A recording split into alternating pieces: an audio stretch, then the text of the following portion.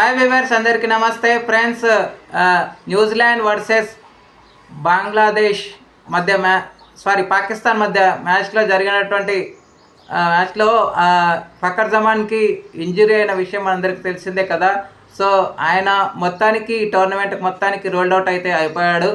So తనకి రీప్లేస్మెంట్గా ఇమామ్ని ప్రకటించింది పాకిస్తాన్. అయితే ఆల్రెడీ దుబాయ్కి కూడా వెళ్ళిపోయింది పాకిస్తాన్. ఆల్రెడీ ప్రాక్టీస్లో సన్నాహకాలు అయితే ప్రారంభం చేయబోతున్నట్టు తెలుస్తోంది.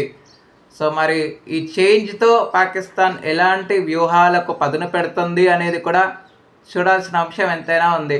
అదేవిధంగా గైస్, డబ్ల్యూపీఎల్కి సంబంధించింది ఏంటంటే సివిసి క్యాపిటల్స్ టోరెంట్ కొనుగోలు చేసిన విషయం అందరికీ తెలిసిందే, గుజరాత్ టైటాన్స్ని. అయితే గుజరాత్ టైటాన్స్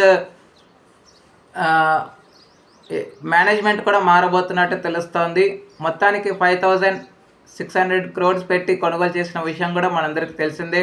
సో మరి మేనేజ్మెంట్ మారింది, మరి రూపురేఖలు ఏమైనా మారుస్తారా అనేది కూడా చూడాల్సిన అంశం ఎంతైనా ఉంది. Okay friends, thank you. ఇలాంటి అప్డేట్స్ కోసం ఛానల్ని సబ్స్క్రైబ్, షేర్, లైక్, కమెంట్ చేయండి. మరొక అప్డేట్తో మీ ముందు ఉంటాను ఫ్రెండ్స్. అంతవరకు సెలవు, నమస్కారం.